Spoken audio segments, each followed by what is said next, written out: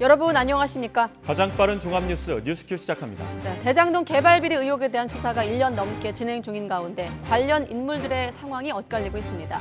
서울구치소에 있던 이른바 대장동 일당은 차례로 석방이 되고 있고 민주당 이재명 대표의 최측근들은 구속되고 있습니다. 수사 내용 속보와 전문가 분석으로 이어가겠습니다.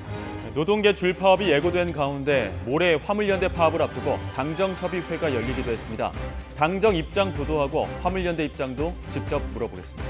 네, 화요일 뉴스큐 눈물 속의 진상규명 촉구한 현장부터 알아보겠습니다. 지난달 29일 158명이 숨진 이태원 참사 희생자들의 유가족들이 오늘 오전 기자회견을 열고 처음으로 공식 입장을 밝혔습니다. 유가족들은 윤석열 대통령의 진정성 있는 사과와 책임자들에 대한 엄중 문책을 요구했습니다. 취재기자 연결해 자세한 상황 들어보겠습니다. 김태원 기자. 네, 사회 일부입니다. 네, 사과와 문책을 요구한 오늘 기자회견 어떻게 진행됐는지 정리해 주시죠. 네, 서울 서초동 민주사회를 위한 변호사 모임 사무실에서 열린 오늘 기자회견엔 이태원 참사 희생자 유족 20여 명이 자리했습니다. 유족들이 모여 직접 목소리를 낸 건 이번이 처음인데요. 지금까지 희생자 34명의 유가족이 연락해왔다고 민변은 밝혔습니다. 숙연한 분위기 속에서 각자 희생된 아들, 딸의 사연과 더불어 자신의 심경을 밝히던 유족들은 끝내 눈물을 훔쳤습니다. 유족들은 이 같은 참사가 다시는 벌어져서 안 된다며 어떻게 희생자들이 숨지게 된 건지 진상을 밝혀야 한다고 강조했습니다. 내 아들의 죽은 이유가 그 원인이 무엇인지 엄마는 우리 가족은 알아야겠습니다. 이 땅의 모든 아들, 딸들이 또다시는 이렇게 어처구니 없는 참사에 희생되지 않도록 철저히 밝혀달라고. 기자회견을 주최한 민변 측은 정부의 조치와 진상규명에 대한 유족들의 뜻을 밝히고자 자리를 마련했다며 회견 취지를 설명했습니다. 첫 입장 발표였는데 유족들 구체적으로 어떤 조치가 필요하다고 보고 있습니까? 네, 유족들은 가장 먼저 정부의 진정한 사과를 요구했습니다. 헌법에 따라 국민의 생명과 안전을 보장할 의무가 있는 윤석열 대통령이 피해자들에게 진심 어린 사과와 후속 조치를 약속하라는 겁니다. 또 사전에 참사를 대비하지 못한 정부와 지자체 경찰에 책임이 있는 점을 명확히 해야 한다고 강조했습니다. 책임을 져야 할 일부 관계자들이 회피성 발언과 거짓 해명을 하고 있다는 지적도 나왔는데요. 한 희생자의 아버지 목소리 직접 들어보시겠습니다.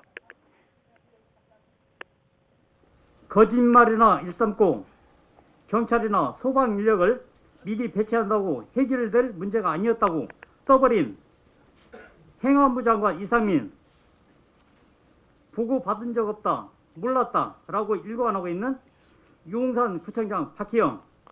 또 유가족에게 진상규명 과정을 공개하는 등 투명하고 철저한 조사로 관련자들에게 책임을 엄중히 물어야 한다고도 덧붙였습니다. 피해자와 유가족들에 대한 정부의 사후 조치와 관련해서도 구체적인 요구가 있었는데요. 논란을 불렀던 모 인터넷 언론사의 희생자 명단 공개에 대해 유족들이 서로 만날 기회가 없었기 때문이라며 정부가 참사 피해자들이 소통할 기회를 마련해달라고 요청했습니다. 또 형식적인 애도로 끝날 것이 아니라 사회적 추모를 이어가기 위한 추모시설 마련 등 조치도 필요하다고 덧붙였는데요. 이어 인터넷 댓글 등에서 참사 책임을 피해자들에게 돌리거나 혐오 표현 등 2차 가해가 이뤄지고 있다며 정부가 직접 방지 대책을 마련하라고 강조했습니다. 지금까지 사회일부에서 전해드렸습니다. 윤석열 대통령은 이태원 참사와 관련해 경찰 특별수사본부가 철저한 진상규명에 총력을 다할 것을 당부했습니다.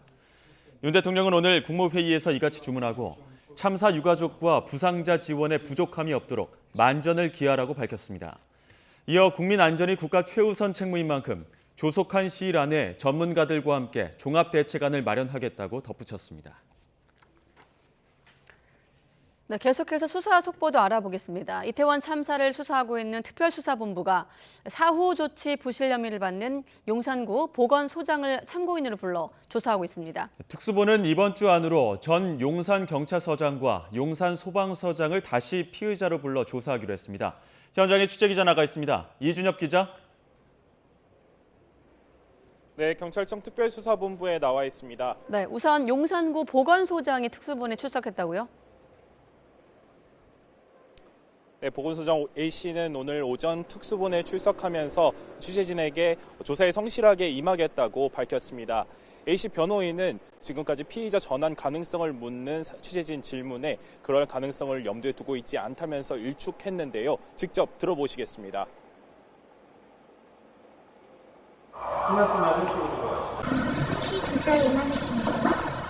피의자로 전환 가능성도 일각에서 나오고 있는 것이 이거에 대해서는 좀 어떻게? 전혀 생각하고 있지 않은 상황입니다. A씨는 현장에 늦게 도착하고 그마저도 인파가 많다며 되돌아간 것으로 드러났습니다. 내부 문서에는 현장에 가서 지휘했다고 허위 표기했다는 의혹도 있습니다. 보건복지부 지침에는 보건소장이 재난 시 환자의 응급처치와 중등도 분류를 지휘하도록 하고 있습니다. 앞서 특수부는 관련 의혹을 엄중히 보고 있다면서 피의자 전환 가능성을 내비쳤습니다. 박희영 구청장도 지난 18일 소환조사에 이어 오늘은 포렌식 참관을 위해 특수본을 방문했습니다. 용산구는 새로운 의혹도 받고 있는데요. 참사 당일 구청 주말 근무 수당 기록을 보면 당일 근무자는 22명에 불과했습니다. 앞서 구청의 헬로윈 대비 투입 인력이 하루 30명에 불과했던 게 YTN 취재로 드러났는데 실제 출근은 30명에도 못 미쳤던 겁니다. 이조차 상당수는 사무실 근무 인력이었습니다. 특수본은 해당 의혹이 사실일 경우 구청장에게도 책임을 물을 수 있다고 봅니다.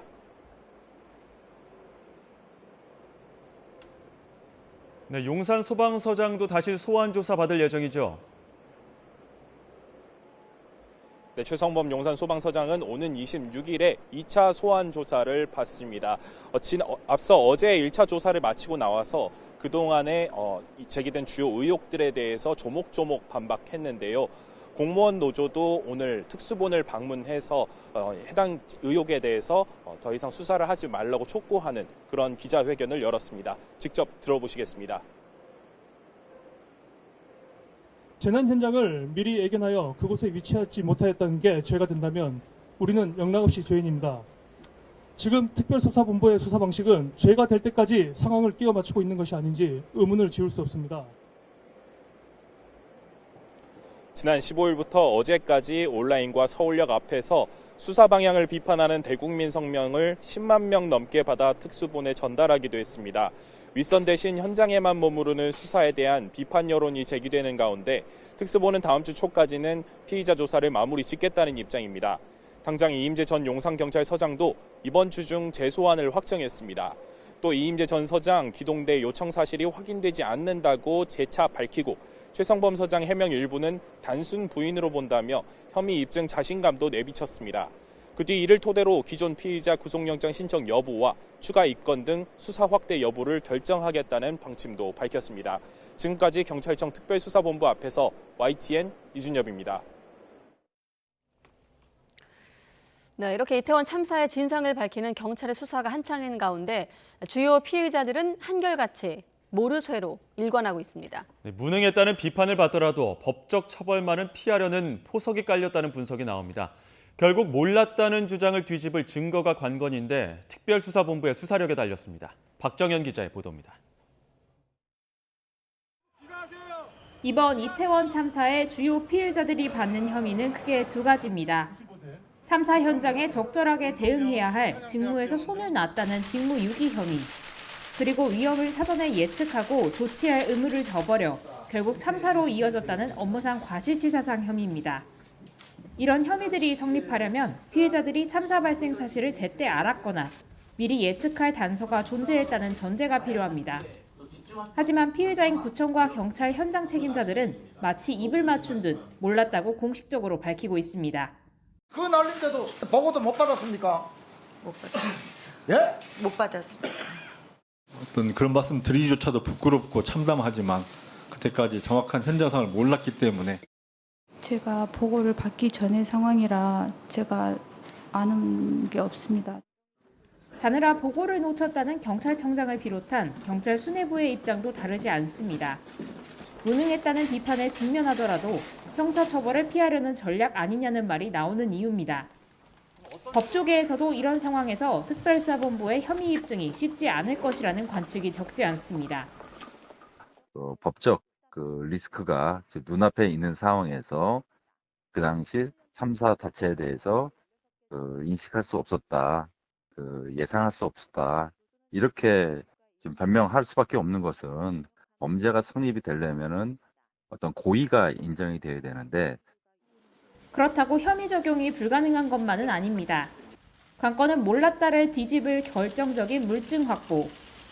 특수본이 참고인을 폭넓게 불러 사실관계 파악에 주력하는 것도 같은 맥락입니다. 몰랐다는 진술과는 상관없이 다른 제3자의 진술이나 다른 객관적인 증거를 통해서 혐의 사실이 인정될 수도 있습니다. 결국 특수본이 수사력으로 보여주는 수밖에 없습니다. 1차 책임자 소환 조사의 마무리 단계에 들어간 특수본이 어느 정도의 수사력으로 어떤 결론을 내릴지 관심이 집중됩니다. YTN 박정현입니다. 네, 국회 차원에선 이태원 참사 진상규명을 위한 국정조사를 두고 여야가 막판 줄다리기를 이어가고 있습니다. 야권이 추진하는 국정조사에 국민의힘도 참여할지 관심이 쏠리고 있습니다. 취재기자 연결합니다. 김경수 기자. 네, 국회입니다. 네, 민주당이 오늘 국민의힘 향해서 국정조사에 참여하라고 압박 수위를 높였다고요? 네, 민주당은 오후 1시 반에 의원총회를 열고 국정조사 추진에 관한 당내 의견을 모았습니다. 의총 뒤 기자들과 만난 민주당 박홍근 원내대표는 오는 24일 본회의에서 반드시 국정조사 계획서를 의결해야 한다는 입장을 거듭 확인했다고 설명했습니다. 또 예산 처리부터 하고 국정조사를 협의하자는 어제 국민의힘 주호영 원내대표의 제안에 대해선 가능하다면서도 이렇게 조건을 달았습니다. 직접 들어보시죠. 국민의힘은 오늘 6시까지 특위 명단을 제출해 주셔서 그 진정성을 보여주시고 예산안 처리 직후부터 현장 검증, 또 업무 보고 그리고 청문회와 같은 청문회 절차에 돌입하는 문제에 대해서 저희가 동의하는 만큼 이에 따른 입장을 공개 천명하고 네, 앞서 김진표 국회의장도 오늘 오후 6시까지 국정조사 특위에 참여할 명단을 여야 모두 제출해달라고 요청한 상태입니다. 네, 민주당 요구에 대해서 국민의힘 반응은 어떻습니까? 네, 국민의힘 주호영 원내대표는 일단 민주당이 진전된 안을 내놓은 것으로 본다고 밝혔습니다. 다만 민주당이 제안한 최종 안을 받아보고 필요하면 내일 의원총회를 열어 당내 의견을 모을 수도 있다고 설명했습니다. 앞서 오늘 민주당 의원총회가 열리기 전 주호영 원내대표는 이렇게 말하기도 했습니다.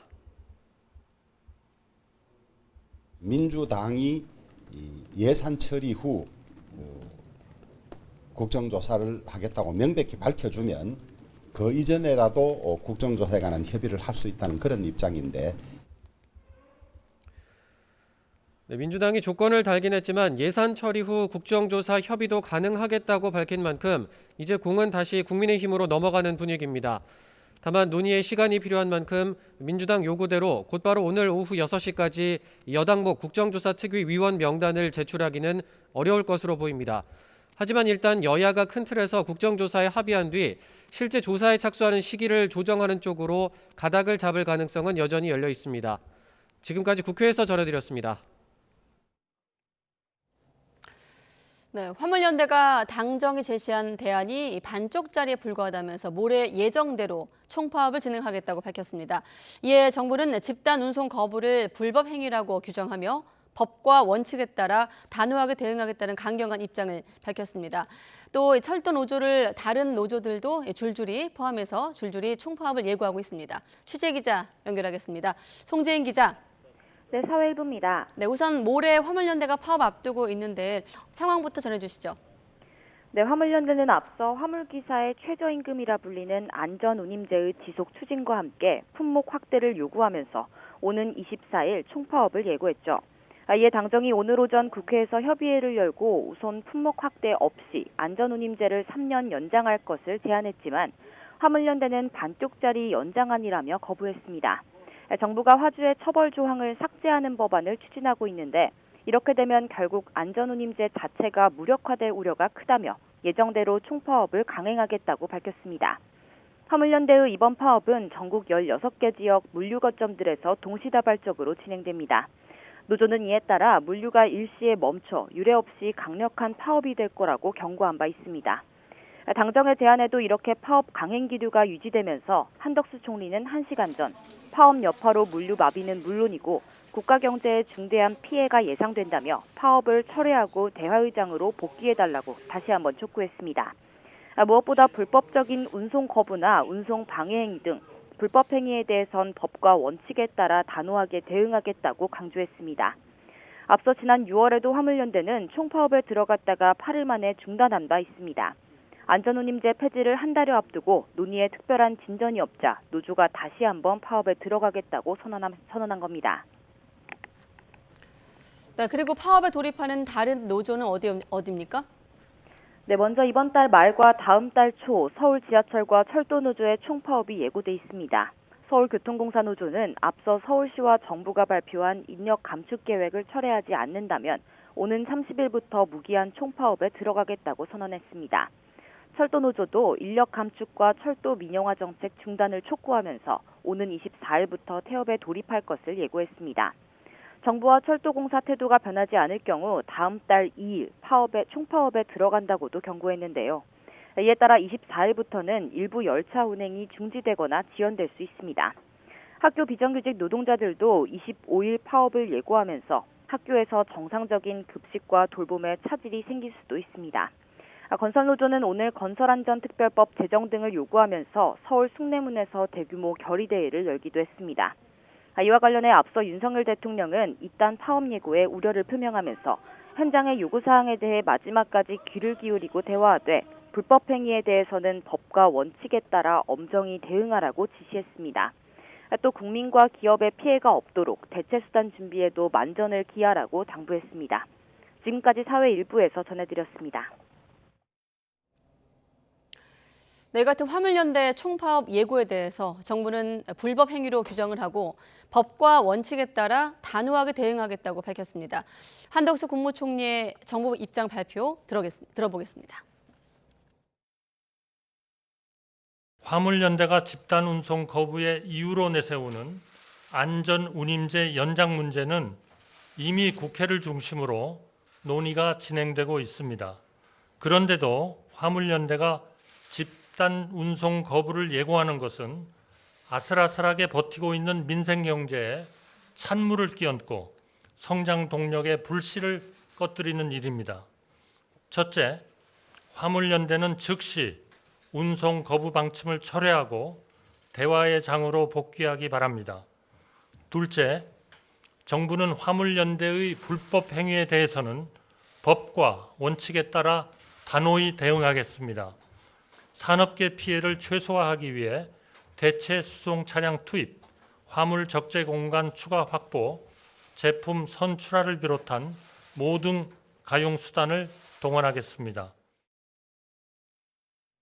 네, 한 총리를 통해서 정부 입장 먼저 들어봤고요. 이렇게 5개월 만에 다시 물류 대란이 우려되고 있는 상황입니다.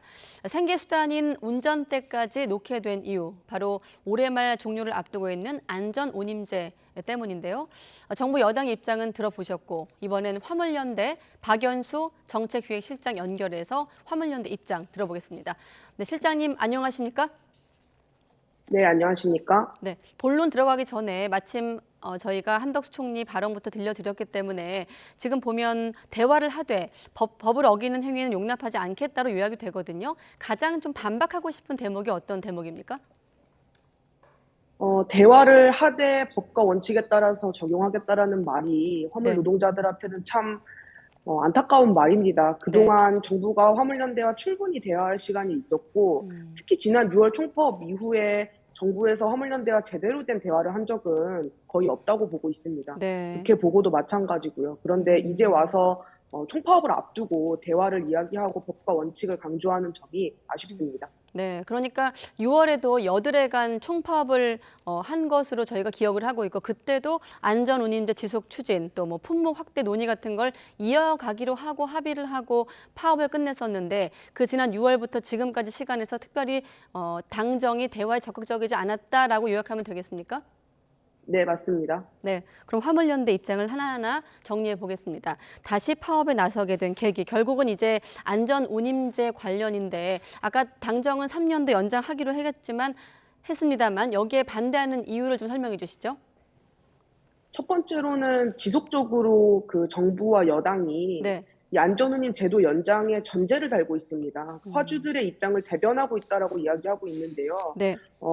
화주들이 운임 지급에서 받는 책임, 또 화주들의 처벌을 굉장히 약화시키는 법 개정이나 개선을 전제로 안전운임을 연장하거나 지속하겠다라는 입장을 밝혔기 때문에 네. 화물연대에서는 반쪽짜리 연장이다라고 이야기하고 있고요. 네. 실제로 방금 전에 처리되긴 했습니다만 여당에서 대표로 발의했던 김정재 의원의 대표 발의안에서도 네. 화주의 책임을 삭제하는 계약안이 국회에 발의되어 있었던 상태입니다. 그러면 지금 저희가 파업 쟁점을 정리해 봤는데 지금 보면 어떤 협상의 주체가 화물 차주분, 그러니까 노동자분이 있고 화주가 있고 국토부 포함해 정부의 입장인 거잖아요. 맞죠? 자, 네, 맞습니다. 쟁점 예. 중에 가장 지금 논쟁이 되고 있는 부분이 말씀하신 그 삭제 조항 관련한 건가요? 예, 그게 하나가 있고요. 두 예. 번째로는 품목 확대 관련해서 품목 확대. 화물연대에서는 그 안전운임 제도가 더 많은 화물 노동자들한테 적용될 수 있도록 해야 한다라는 입장이고요. 네. 정부와 화주 그리고 여당은 품목 확대는 불가능하다라는 입장을 밝히고 있습니다. 그렇군요. 다시 한번 정리해보면 정부 여당이 다시 지금 이 제도를 3년 더 연장하겠다고 시간을 어떻게 보면 벌자고 한 건데 여기에 대해서 반대하는 이유는 어떤 건가요? 아까도 말씀드렸던 것처럼 연장의 전제로 화주 네. 책임을 삭제하는 예. 법제도 개선을 말하고 있기 때문에 네. 이 연장안은 반쪽짜리 연장이라고 말씀드리겠습니다. 아, 자꾸 그 연장하는데 단서를 달기 때문에 받아들일 수 없다 이런 부분이군요.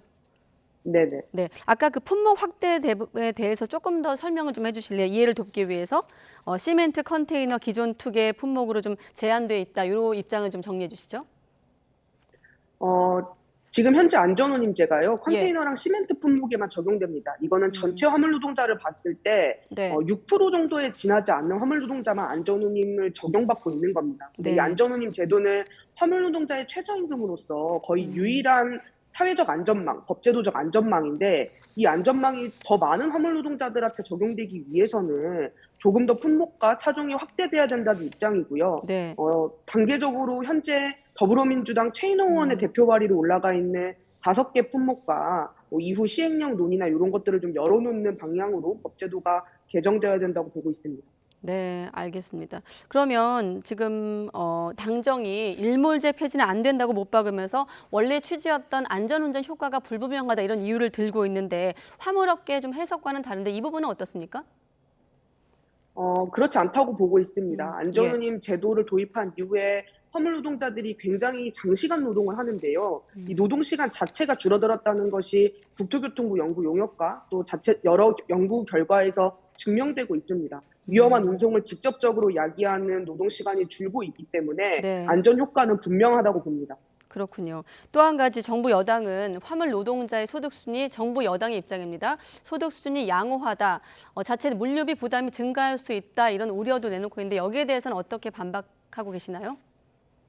첫 번째로는요. 예. 이 소득 수준이 양호하다라고 이야기하는데 이분들의 노동 시간이 12시간을 넘어갑니다. 저희 조합원 자체의 결과로는 과반이 넘는 화물 노동자가 12시간 이상의 노동을 하고요. 16시간이 넘어가는 경우도 있습니다. 이렇게 굉장히 장시간 노동을 하면서 300만 원, 또 200만 원 내지의 소득을 가져가는 것이 소득이 양호하다고 이야기한다면 그건 불합리하다고 생각을 하고요. 네. 두 번째로 물류비 증가 우려도 결국에 대기업 화주들의 입장만 대변하는 것이 아니냐라는 입장을 좀 말씀드리고 싶습니다.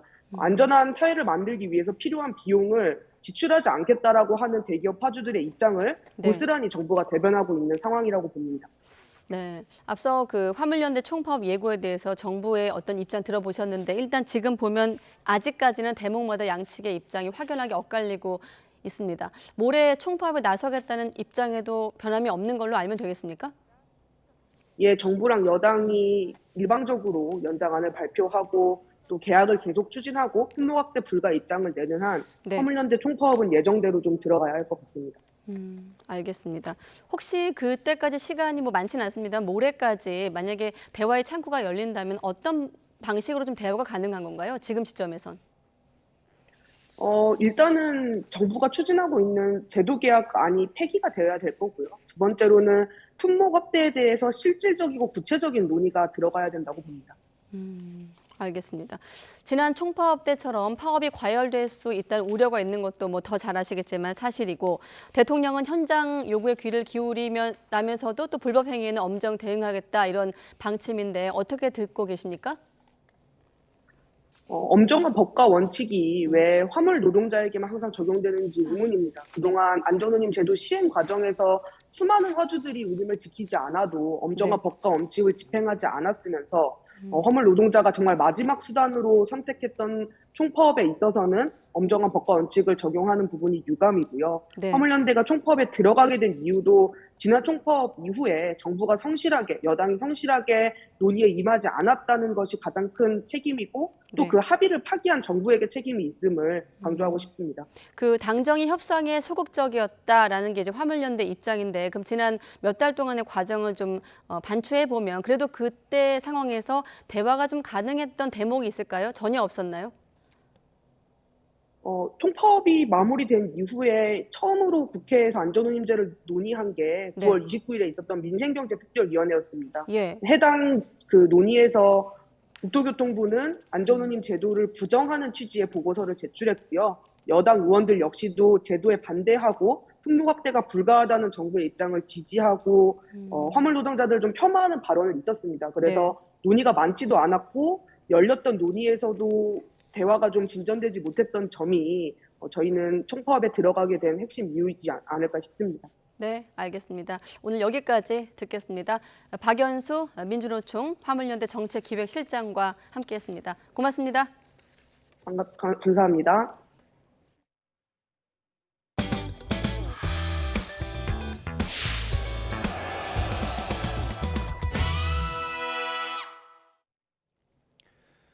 코로나19 신규 확진자는 7만 2천여 명으로 69일 만에 최다를 기록했습니다. 겨울철 재유행이 본격화하면서 위중증 환자와 사망자 수 증가세도 심상치 않습니다. 취재기자 연결합니다. 신윤정 기자. 네, 사회 2부입니다. 네, 오늘도 신규 확진자 많이 늘었죠? 네, 그렇습니다. 오늘 0시 기준 코로나19 신규 확진자는 7만 2,873명으로 지난 9월 14일 이후 69일 만에 가장 많은 환자가 발생했습니다. 주말이 지나고 진단검사 건수가 다시 늘면서 어제보다 3.2배 늘어났습니다. 다만 일주일 전과는 거의 비슷해 최근 들어 확진자 증가세는 다소 둔화한 모습입니다. 하지만 확진자 수 증감과 2, 3주 시차가 있는 위중증 환자와 사망자 수는 크게 늘고 있는데요. 위중증 환자는 461명으로 나흘째 400명대를 기록했고 사망자는 45명으로 어제보다 10명 많습니다. 방역당국은 재유행에 따른 인명피해를 줄이기 위해 계량 백신 접종을 강조하고 있지만 접종률은 답보 상태입니다. 오늘 0시 기준 계량 백신 접종률은 접종 대상자 대비 6%, 고위험군인 60세 이상 고령층과 감염, 취약시설 입소자 등은 17%대에 머물고 있습니다. 이런 가운데 주목할 만한 설문 결과가 나왔습니다. 유명순 서울대 교수팀이 코로나19 계량 백신에 대한 대국민 인식 조사를 했더니 국민 10명 가운데 7명 이상은 겨울 재유행 상황이 심각할 것으로 생각한다고 답했습니다. 그러나 백신 접종이 중요하다고 답한 사람은 지난해엔 80%를 넘었지만 56.9%까지 떨어졌고 겨울철 추가 접종이 불필요하다는 응답도 36.3%였습니다. 계량 백신 접종이 불필요하다고 생각하는 가장 큰 이유는 맞아도 걸린다는 거였고 백신 안전성 불신과 방역 피로도 증가 등이 이유로 꼽혔습니다. 방역당국은 계량 백신은 면역 효과가 훨씬 뛰어난 데다 코로나19에 감염돼도 중증화를 막고 심각한 후유증도 줄여주기 때문에 고위험군은 꼭 접종해야 한다고 당부하고 있습니다. 지금까지 사회 2부에서 YTN 신윤정입니다. 2023학년도 대학 수학 능력 시험에 대한 이의 신청이 마감됐습니다. 한국교육과정평가원은 지난 17일 수능일부터 어제 오후 6시까지 모두 663건의 이의 신청이 접수됐다고 밝혔습니다. 영어가 349건으로 가장 많았는데 특히 영어 듣기 평가 때 음질이 불량했다는 내용이 주를 이뤘습니다. 전체 건수는 지난해의 3분의 2 수준으로 줄었는데 평가원은 심사 후 오는 19일 최종 정답을 확정할 계획입니다. 2022 카타르 월드컵 한국 대표팀의 첫 경기를 앞두고 광화문 광장에서 거리 응원을 할 수 있을지 여부가 오늘 결정됩니다. 서울시는 오늘 오후 5시 자문단 회의를 열고 광화문 광장 사용 허가 여부를 결정합니다. 앞서 종로구는 붉은 악마 응원단이 낸 거리 응원 안전계획서를 재심의 끝에 통과시켰는데 행사 면적 확대와 안전관리 인력 확충 등 요구가 반영됐습니다. 유통업계는 2022 카타르 월드컵 대목을 준비하느라 분주합니다. 특히 올해는 위축된 소비 심리와 이태원 참사 추모 분위기를 고려해 집에서 경기를 보는 이른바 집관족을 겨냥한 마케팅이 눈길을 끌고 있습니다. 윤혜리 기자의 보도입니다. 올해는 온 거리를 붉은색으로 수놓았던 붉은 악마 응원전을 보기가 쉽지 않을 듯 싶습니다. 대한축구협회가 이태원 참사 추모 분위기에 거리 응원전을 부담스러워하기 때문입니다. 길거리 취소가 되고 응원을 하고 안 하는 거는 각자의 목이겠지만 좀 더 그래도 숙연하게 좀 집에서 이렇게 경기를 관람하는 것도 나쁘지 않다고 생각합니다. 월드컵 특수를 놓칠 수 없는 유통업계로서는 이런 분위기를 고려한 마케팅에 나설 수밖에 없습니다. 특히 집에서 경기를 시청하는 이른바 집관족을 겨냥한 상품을 속속 내놓고 있습니다. 한 편의점은 손흥민 선수 소속팀과 협업한 토트넘 신발튀김을 선보였습니다. 모양이 독특하고 포장도 간편해 축구 팬들 사이에서 입소문을 타고 있습니다. 신발튀김이라는 좀 모양을 이색적으로 보시는 분들이 좀 많아서 실제로 11월 치킨 판매 중에서 토트넘 신발튀김이 가장 판매율이 높습니다. 올해 경기 침체로 실적이 주춤했던 전자제품 업계는 월드컵을 계기로 매출 반등을 기대하는 분위기입니다. 4분기에 월드컵이라는 대형 스포츠 이벤트로 TV 등의 가전 실적 회복을 기대하고 있으며 실제로 전자랜드 TV 판매 수량은 월드컵 개막 직전 2주 대비해서 95% 증가했습니다. 한 이커머스 업체는 월드컵을 맞아 대형 TV를 최대 30%까지 할인 판매하고 있습니다. 인기식품과 대형 TV를 합리적인 가격에 구매하시고 집에서도 즐겁게 관람하시길 바랍니다. 손흥민 선수를 내세운 스타 마케팅에 승부를 건 곳도 있습니다. 커피 프랜차이즈 업체는 증강현실로 만들어진 손흥민 선수와 인증사진을 남기는 이벤트를 열었습니다. 이렇게 손흥민 선수와 함께 찍은 사진을 개인 SNS에 올리면 매장에서 쓸 수 있는 500원 할인 쿠폰을 받을 수 있습니다. 손흥민 선수를 모델로 기용한 편의점이 진행하는 토트넘 경기 직관 이벤트는 벌써 경쟁률이 2000대 1을 넘었습니다. 고물가의 위축된 소비 심리와 추모 분위기 속에 떠들썩한 마케팅을 찾아보긴 어려워졌지만 태극전사들의 선전을 기원하는 열기는 식지 않았습니다. YTN 윤혜리입니다. 네, 어제 새벽에 석방된 남우 변호사가 폭로성 발언을 이어가면서 이틀 뒤 풀려날 김만배 씨 입에도 관심이 쏠리고 있습니다. 이미 구속 기소된 김용 부원장 그리고 내일 구속적부심 신문이 예정된 정진상 정무조정실장은 여전히 혐의를 부인하고 있습니다. 관련 내용 김광상 변호사와 자세히 짚어보겠습니다. 어서 오십시오. 예, 안녕하세요. 네, 변호사님이 지난주에 대장동 일당과 이재명 대표 최측근들이 혈투가 될 거라고 말을 남기시고 일주일이 흘렀고 그간에 정진상 실장 구속, 남우 변호사 석방, 또 김만배 씨 석방 예정을 앞두고 있습니다. 이번 수사 다시 한번 정리해 볼 텐데 자 먼저 남우 변호사 석방되자마자 또 발언을 해서 유동규 전 본부장이 이어서 좀 관심을 받고 있는데 특히나 지금 천화동인 1호를 언급하면서 이재명 당시 시장실 지분이다라는 언급을 했습니다. 예, 이제 남욱 변호사는 변호사예요. 네. 그래서 처음에 이제 석방이 되고 나서 취재진이 많이 물었죠. 그럼에도 불구하고 이 얘기를 하지 않았어요. 그런데 그날 바로 재판 법정에 들어가서 증인을 출소했는데 그때 굉장히 아주 상세하면서도 상당히 이제 충격적인 얘기를 많이 했죠. 그런데 이제 변호사이기 때문에 외부에서 이 얘기하면 잘못하면 명예훼손 뭐 그런 게 걸릴 수 있거든요. 그렇지만 법정에서는 본인이 이 얘기하면 그거에 대해서 사실은 상대방이 아니라고 주장해도 이건 법적으로 문제가 없어요. 그래서 제가 볼 때는 외부에서 얘기하지 않고 법정에서 얘기하기 위해서 미리 준비했다 이렇게 볼 수가 있고 그다음에 사실 증언한 내용 중에서 가장 중요한 내용이 천화동인 1호에 대해서 2015년도 2월부터 이재명 당시 성남시장실 지분으로 이렇게 알고 있다. 그리고 김만배 씨가 또 이렇게 얘기했다는 취지로 얘기를 했단 말이에요. 그렇기 때문에 사실 앞으로 이제 남욱 변호사 진술이 지금 어제 법정에서 얘기한 거 이외에도 예. 앞으로 이제 어떤 폭로가 있을지 모르겠어요. 그런데 성남시장 측 성남시장실 지분이라는 말이 예. 과연 여기에 이재명 당시의 성남시장이 포함되느냐 아니면 지금 대장동과 관련해서는 이제 경제적으로 이익을 같이하는 민간업자 우리가 대장동 일당이라고 네. 하잖아요. 예. 그걸 말고 어떻게 보면 성남의 뜰이랄지 성남시장, 성남 도시개발공사 측은 이제 공무원이단 말이에요. 예. 그러면 정진상, 유동규, 그다음에 이제 김용구 김용. 원장이 있단 예. 말이에요. 예. 그러면 이 세 명의 지분이라는 이야기인지 아니면 여기에 이재명 대표까지 포함한 네 명의 지분이라는 거에 대해서는 확실하게 얘기를 안 했어요. 예. 그래서 아마 질문할 때 그러면 성남시장 측 지분이란 말이 이재명 대표를 포함되느냐 포함되지 않느냐라고 명확히 질문을 했으면 예. 남욱 변호사가 어떤 얘기를 했을 것 같은데 예. 그렇게 질문을 했는지 내용이 안 나오기 때문에 네. 지금 언론에서도 여기에 이재명 대표가 포함이 되느냐 안 되느냐에 대해서 상당히 이제 추측만 있을 자, 뿐이죠. 그러면 곧 풀려날 김만배 씨에게도 이 질문이 이어질까요? 이어지겠죠. 왜냐하면 가장 천화동의 1호가 이제 김만배 씨 지분으로 돼 있다는 거 아니에요. 예. 근데 형식적인 소유주냐 아니면 다른 사람이 있느냐. 그런 이제 녹취록 같은데 보면 사실 정영 녹취록 보면 이제 그분이라고 얘기를 하고 있잖아요. 네. 그리고 지금 남욱 씨가 그 법정에서 폭로한 내용에 보면 2015년도에는 김만배 씨가 내 지분은 얼마 안 된다. 그 중에서 뭐 37점 몇 프로가 이재명 시장 측 것이다 이런 얘기를 했다고 하고 예. 네. 또 2020년도에 와서는 이 지분이 정리가 됐다는 거예요.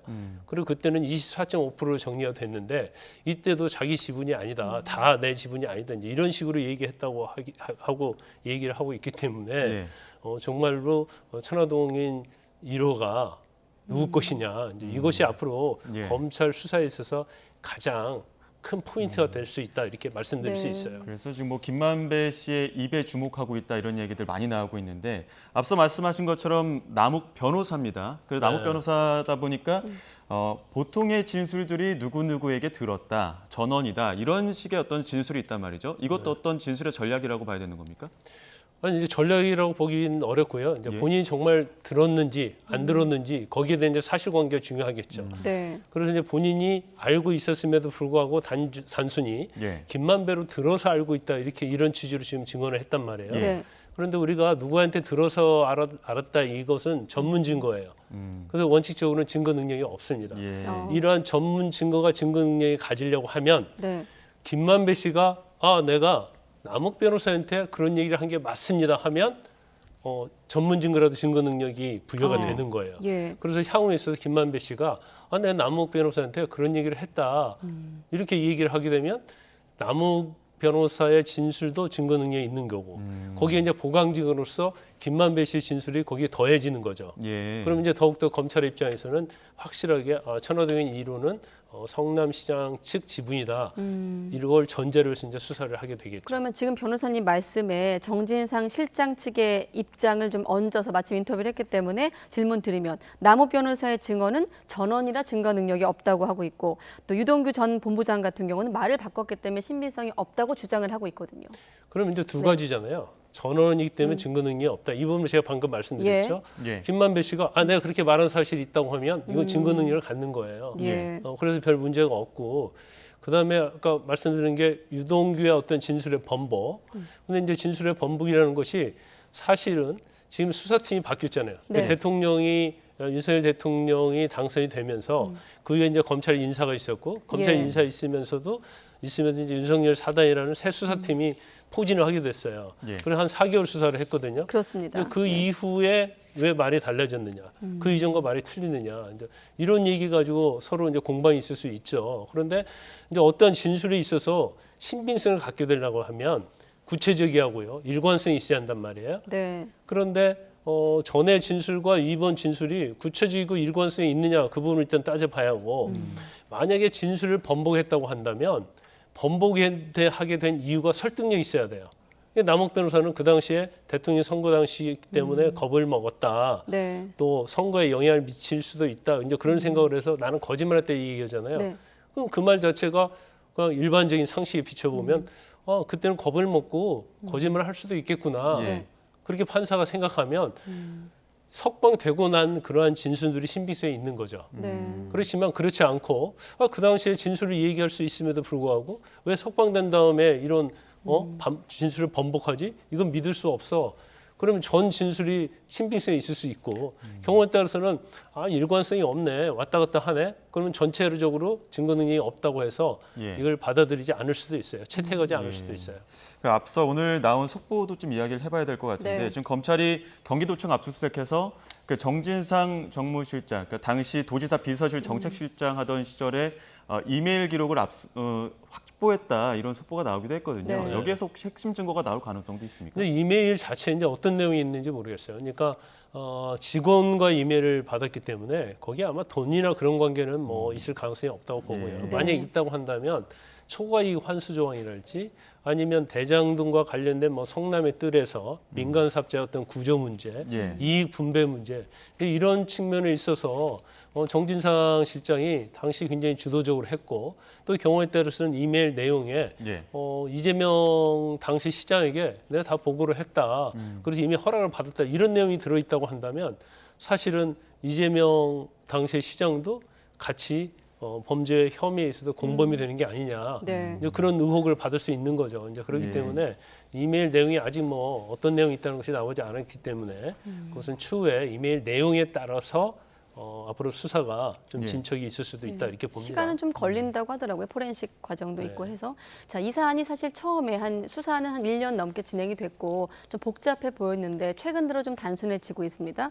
아까 뭐 오프닝에서도 얘기한 대로 대장동 일당은 차례대로 석방이 되고 있고 이재명 대표 측근들은 잇따라 구치소 행으로 가고 있는 상황에서 석방 후 폭로전이 이어지고 있고 지금 시점에서 일단 곧 풀려날 김만배 씨 입에 언론도 주목하고 있는 상황입니다. 어떻습니까? 김만배 씨도 좀 입장이 달라질 것으로 뭐 예측입니다만 어떻게 전망하십니까? 굉장히 뭐 좀 어려워요. 왜냐하면 네. 남욱 변호사랄지 유동규 뭐 이런 사람들은 굉장히 어떻게 보면 자기들의 어떤 이익을 위해서 계속 뭐 대장동과 관련된 일을 이제 해왔다고 볼 수 있는데 근데 김만배 씨는 녹취록이랄지 그런 게 있음에도 불구하고 처음에 수사할 때부터 계속적으로 본인은 부인을 했고 또 이재명 당시 시장과 관련을 전혀 없다는 취지로 얘기를 했었거든요. 지금 나가고 있습니다. 네, 그렇지만 이제 한 1년 동안 구치소에 있었고요. 또 자기가 나와서 보니까 아니면 이제 검찰의 조사를 받았겠죠. 그런데 유동규랄지 남욱이랄지 정영학이랄지 그런 관련된 사람들이 다 진술이 일치된단 말이에요. 그럼 본인 진술만 틀릴 수도 있어요.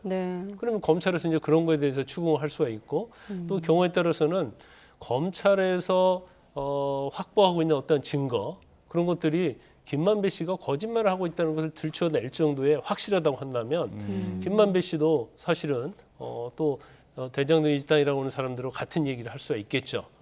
그래서 검찰의 어떤 수사 능력, 의지 그리고 이제까지 수사 과정에서 과연 김만배 씨로 하여금 입을 열게 할 수 있는 어떤 증거를 가지고 있느냐 없느냐 그거에 따라서 김만배 씨의 태도가 향후에 좀 달라질 가능성이 있다 이렇게 봅니다. 검찰의 수사 의지란 측면에서는 지금 변호사님 말씀 이해가 되는데 아까 진술의 일관성이라고 하셨거든요. 구체성과 함께 그런 측면에서 본다면 앞으로 이 지금 나온 여러 가지 파편 같은 발언들에 대한 검증 과정 재판부는 어떤 걸 근거로 좀 판단하게 되는 겁니까? 일단 뭐 일부에서는 뭐 진술밖에 없다는 얘기를 많이 해요. 그런데 최근에 나온 것 중에 하나가 이제 남욱 변호사가 어디 일식집에 만나서 뭐 일식을 먹고 9천만 원을 유동규에게 줬고 유동규가 옆방에 가서 돈을 가져가고 갔는데 쇼핑백에 그런데 쇼핑백에 돈이 그걸 안 가지고 갔다는 거잖아요. 그리고 형님들에게 전달했다 이렇게 얘기했다는 거예요. 그러면 단순히 남욱 변호사의 진술만 있다고 한다면 그 진술 자체만 가지고 이게 신빙성이 있다 그렇게 얘기할 수는 없겠죠. 그럼 검찰에서 일단은 그때 2013년도거든요. 2013년도 일식집을 갔는지 여부를 확인해야겠죠. 그런데 확인해 보니까 뭐 신용카드 내역이 있어요. 그러면 남욱 변호사 진술은 어느 정도 일치가 되는 거겠죠. 그다음에 이제 9천만 원을 어디서 가져왔다는 그런 증거가 있어요. 그러면 남욱 변호사의 어떤 진술 자체는 신빙성이 있으면서도 신용카드 쓴 내역이랄지 돈을 어디서 가져왔다는 것이 물증이 되는 거죠. 사로 보강이 되는 거예요. 그런데 남욱 변호사는 그 돈이 정진상이나 김영부 원장에 갔다고까지 얘기하지 않죠. 단지 유동규에게만 줬다. 그러면 검찰에서는 유동규를 조사하죠. 나 그때 일식집 갔었다. 그러면 돈을 누구에게 줬느냐? 그럼 김용, 정진상에 줬다고 얘기를 한다고 하면 네. 유동규의 진술과 남욱 변호사의 진술이 일치를 하죠. 예. 그러면 전체적으로 법원은 믿을 수밖에 없는 거예요. 그래서 결국은 뭐 정진상, 김용 부원장도 마찬가지고 네. 이제 이재명 대표는 이제 조사를 어느 범위까지 이루어질지 모르겠지만 만약에 조사가 되고 기소가 된다고 한다면 네. 이런 부분을 어떻게 탄핵하느냐에 따라서 유죄 무죄가 갈려진다는 거죠. 그래서 상당히 어려운 문제입니다. 왜냐하면 오래됐고 구체적이고 그런 걸 하나하나 반대적인 증거를 대면서 네. 신빙성을 깬다는 게 굉장히 어렵죠. 그런데 이제 검찰은 강제 수사권이 있기 때문에 예. 오히려 이재명 대표나 대장동 일당보다는 훨씬 더 수사할 수 있는 능력이 있는 거고 많은 걸 확보할 수 있기 때문에 네. 사실은 조사를 받는 입장에서는 쉽지 않는 그런 상황이다 이렇게 볼 수 있어요. 유동규 전 본부장 석방 후의 폭로, 그리고 남욱 변호사가 또 석방 후의 폭로. 남욱 변호사는 뭐 신경의 변화도 있겠습니다만 향후 재판에서 어떤 유불리를 따지는 그런 어떤 해석도 있는 겁니까? 네, 특히나 내징역 대신 살아주지 않는다 이런 표현을 썼어요. 남이. 그런데 이제 누구나요. 이제 구속이 되고 그러면 네. 이제 향후 자기가 어떻게 될까 생각할 수밖에 없는 거 아니겠어요? 예. 그러면 뭐 형량이랄지 이런 걸 생각하지 않을 수 없는 거죠. 그래서 이제 제가 볼 때는 여러 가지 이유가 있겠지만 남욱이든 유동규든 왜 지금 폭로를 할까? 그것은 뭐 남욱도 얼핏 얘기했지만 이 사건 자체는 네. 당시에 성남시장에 있던 이재명 대표 관계가 있잖아요. 예. 그럼 이재명 대표가 대통령이 되었을 때 어떻게 될까를 생각해봤겠죠. 예. 그러면 자신의 입장에서는 내가 어느 정도 도움을 받을 수 있다 그런 생각을 했을 수도 있죠. 네. 예. 그렇지만 이재명 대표는 대통령이 안 됐죠. 그 다음에 제가 좀 가능성이 있는 것이 검찰에서 상당히 많은 증거를 가지고 압박을 했을 가능성이 커요. 예. 그래서 거짓말을 할 수 있는 단계가 아니다. 네. 그래서 이 얘기를 했을 가능성도 있고 예. 이제 마지막 세 번째 아까 앵커에서 말씀하신 것처럼 네. 내가 이런 얘기를 사실대로 얘기했을 때 나에게 돌아올 이득이 뭘까? 검찰이 구형을 좀 작게 해줘서 내가 형량이 좀 줄어들 수 있을까? 아니면 판사가 내가 다 얘기를 했다고 거기에 대해서 상당히 가치를 두고 양형에 있어서 참작해주지 않았을까? 근데 여러 가지 종합적인 것들이 많이 본인의 생각에 고려를 했기 때문에 예. 현재 이제 폭로전으로 나오는 것이 아닌가 싶습니다. 네. 자, 그리고 이번엔 정진상 정무조선실장의 포커스를 한번 더 볼 텐데 여전히 혐의를 부인하고 있는 상황에서 구속이 적법한지 좀 따져달라면서 구속 적부심을 청구한 상황인데 검찰 같은 경우 좀 특이하게 여기에 김봉현 전 회장 스타모빌리티 도주 사례를 또 언급을 하기도 했어요. 영장에다가. 어떻게 전망하십니까? 저는 뭐 제가 틀릴 수도 있습니다만 네. 적부심에서 석방될 가능성은 그렇게 많지 않다고 봐요. 일단 이제 범죄 혐의가 4개잖아요. 네. 근데 그게 굉장히 범죄 혐의가 중대하고요. 또 관련된 사람들이 다 구속이 돼 있었거든요. 예. 그런 측면이 좀 있고 그다음에 이제 검찰도 제일 많이 주장하는 것이 이제 증거인멸인데 네. 지금 일단 범죄 혐의에 유동규 씨한테 핸드폰을 던져라, 예. 휴대폰 던져라 그런 한 것들이 들어가 있고 그다음에 아마 그 유동규 본부장하고 전 본부장 나눴던 그런 것들을 검찰에서 확보한 것 같아요. 그래서 뭐 태백산맥 가서 열흘 동안 숨어 있어랄지 아니면 뭐 쓰레기라도 먹고 병원에 가라 탈라서 이제 그런 내용을 아마 검찰에서 확보해서 예. 이 뭐 문자 메시지가 될 수도 있고요. 경우 때는 유동규 전 본부장의 진술이 될 수 있겠죠. 그런 걸 영장에다가 적시를 했거든요. 그럼 이제 적부심에서 마찬가지로 증거인멸할 때 도주 혐의에 대해서 굉장히 포커스를 맞추고 주장을 할 거예요. 네. 그러면 결국 구속영장을 발부한 것이 적법하지 않다는 것이 돼야지 명백해야지 석방을 할 수가 있는데 예. 아마 적부심 석방하는 판사가 영장 발부한 판사는 다르거든요. 예. 그렇다 하더라도 적부심 석방은 저는 쉽지 않다 그렇게 예견을 하고 있습니다. 네, 결과 한번 비교해서 보겠습니다. 예. 변호사님 말씀을. 네. 남은 관심이 이제 뭐 검찰이 김용 부원장 그리고 정진상 실장에 이어서 이재명 대표 연루 의혹도 좀 들여다보고 있는 상황인데 남은 수사 방향 어떻게 좀 전망하십니까? 일단 정진상 실장이 이제 구속이 됐잖아요. 네. 그러면 이제 10일 동안 구속 상태를 조사할 수 있어요. 예. 그럼 한 번 연장할 수 있어요. 그럼 네. 한 20일 동안 조사할 수 있거든요. 그래서 20일 동안 조사를 하는데 아마 정진상 실장이 뭐 여러 가지 이재명 대표 관련된 얘기를 하지 않을 거라고 저는 보고 있어요. 네. 그래서 조사 자체는 상당히 형식적으로 이루어질 가능성이 크다. 그렇지만 그러면 20일이 지난 다음에 구속만기, 연장만기 지난 다음에 이재명 대표를 소환해서 조사할까? 그 전에 조사할까? 가능성은 두 가지 다 있다고 봐요. 네. 그러니까 20일 지나기 전에 더 이상 정진석 실장으로부터 얻을 게 없다고 한다면 이재명 대표에 대해서 이제 소환할 거예요. 그래서 조사를 하는데 이미 제가 볼 때는 네. 검찰은 이미 이재명 대표를 소환해서 조사할 수 있는 준비를 좀 다 맞춰놨다. 준비하고 완전히 준비를 갖추고 있다. 저는 그렇게 보거든요. 네. 그래서 소환은 시점만 남아 있지 사실은 뭐 소환할까 안 할까 그건 아니다. 이제 그런 자, 그럼 생각이 안 듭니다. 할까의 측면에서 본다면 가장 지금 검찰이 고심하고 있는 건 어떤 걸까요? 고민스러운 대목? 소환과 일단 관련해? 야당 대표잖아요. 또 의원이기 때문에 네. 사실 소환이 안 되면 이제 체포 동의안을 구할 수밖에 없거든요. 예.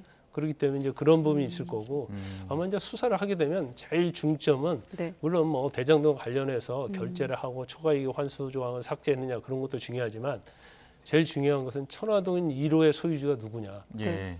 왜냐하면 만약에 그 소유주가 이재명 시장 측이고 이재명 전 시장이 소유주를 한다면 네. 대장동과 관련된 사업 전체는 결과적으로 정당히 이루어지지 않았다는 걸 입증하기 때문에 네. 아마 그 소유주가 누구냐에 대해서 검찰과 이재명 대표 측과의 굉장한 싸움이 될 것이다 이렇게 봅니다. 네. 한 시간은 1분 남았는데 짧게 질문 드리면 본질적인 건 아닙니다만 일단 민주당 같은 경우 측근에 대한 검찰 수사를 놓고 대표의 측근에 대한 수사에 대해서 피의 사실 공표를 문제 제기를 하고 있거든요. 현실적으로 좀 어떻습니까? 끝으로. 피의 사실 공표죄는 이제 형법에 있죠. 그리고 이제 검찰에서 정말 피의 사실 공표를 했다고 하면 이제 형법상 죄는 될 수는 있어요. 그런데 제가 그 사례를 찾아보니까 2018년도까지의 이전에는 피의사실 공표죄로 처벌받은 사례가 없더라고요. 근데 그 이후에는 있는지 모르겠어요. 이제 기소가 되었다고도 무죄가 나왔고요. 그다음에 검찰에 이제 공보준칙이라는 게 있거든요. 거기에는 이제 국민의 알 권리랄지, 그다음에 어떤 언론사와 과대 경쟁으로 인한 경우에는 공공의 이익을 위해서 어느 정도 피의 사실을 알려줄 수 있는 그런 근거 규정이 있어요. 그래서 물론 법에는 금지하는데 공보준칙에서 인정하고 있는 것이 이제 충돌이 되거든요. 그런데 또 헌법상 국민의 알 권리가 있거든요. 그러니까 그러다 보니까 상당히 이 부분이 애매하고 일본이랄지 독일이랄지 미국에는 피의사실 공표죄가 없습니다. 우리나라만 좀 약간 특이한 사례예요. 이제 그러다 보니까 피의사실 공표죄 있기는 있지만 거의 형해화된 수준이고 전체적으로 보면 뭐 인권 문제에 있어서도 사실은 굉장히 피의사실 공표죄로 처벌을 해야 한다는 주장도 굉장히 강하지만 이제 현재까지는 처벌하기 어렵죠. 네, 알겠습니다. 대장동 관련 수사 김광삼 변호사와 함께 자세하게 짚어봤습니다. 고맙습니다, 변호사님.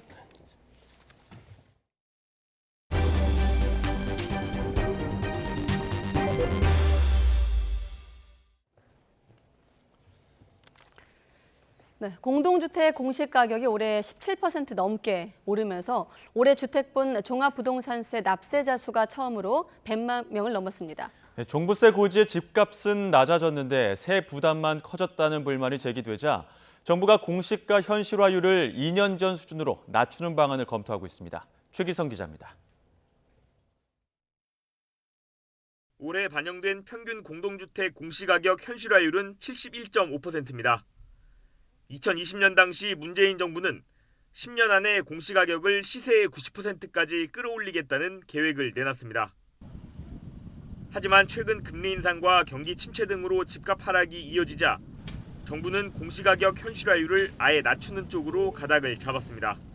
가파르게 오른 공시가격이 집값 하락기 들어 주택 실거래 가격을 역전하는 현상이 발생하고 있는데요. 과도한 보유세 부담을 막고 나아가 부동산 시장 연착륙을 유도하려는 대응 방안으로 풀이됩니다. 공시가격 현실화 2차 공청회에서 제시된 수정안에는 내년 현실화율을 2020년 수준으로 되돌리는 내용이 담겼습니다. 이렇게 되면 내년에 적용하는 현실화율은 공동주택 기준으로 평균 69%로 올해 71.5%보다 낮아집니다. 가격대별로 보면 9억 원 미만 아파트는 68.1%, 9억 원 이상 15억 원 미만 69.2%, 15억 원 이상 75.3%입니다. 지금 같은 우후죽순 나타나는 부분들은 분명히 그런 노이즈는 제거될 거다라는 생각을 하고 있고요. 그래서 그러다 보니까 조세 저항이나 공시제도에 대한 대국민 수용성도 당연히 높아질 수 있겠다. 이번 공청회에선 현실화율 목표 달성 기간을 시장 상황과 경제 여건을 고려해 내년 하반기에 다시 검토하자는 의견도 제시됐습니다. 현실화의 목표치로 가져가는 그 기간 자체를 당초 예정보다 충분히 길게 늘려서 심리적인 부담 이런 것들을 좀 줄여주는 방법에 집중하는 것이 더 바람직해 보여요. 국토부는 공청회에서 나온 수정안을 반영해 이번 주 안에 최종 확정안을 만들어 공개할 예정입니다. 참여연대는 공시가격 현실화가 이루어지지 않으면 부동산 불평등 문제 해결이 요원해질 것이라고 비판했습니다. YTN 최기성입니다. 금융당국이 주택을 담보로 제공을 하고 매달 연금을 받는 주택연금의 가입 기준을 현재 공시가격 9억 원 이하에서 12억 원 이하로 확대할 필요가 있다는 입장을 밝혔습니다. 금융위는 검토 의견에서 공시가격 상승 추이 등을 고려해 더 많은 고령층이 안정적인 노후 소득 기반을 마련하기 위해서 주택연금의 가입 기준을 12억 원으로 완화해야 한다고 설명했습니다. 한국은행은 올해 3분기 가계신용 잔액이 1,870조 6천억 원으로 통계 작성이 시작된 2003년 이래 가장 많았다고 밝혔습니다. 3분기 말 가계신용은 2분기 말보다 2조 2천억 원 늘었지만 증가폭은 0.1%로 2분기 0.3%보다는 줄었습니다. 가계신용 가운데 가계가 은행과 보험사 등에서 받은 가계대출은 1,756조 8천억 원으로 소폭 감소했습니다.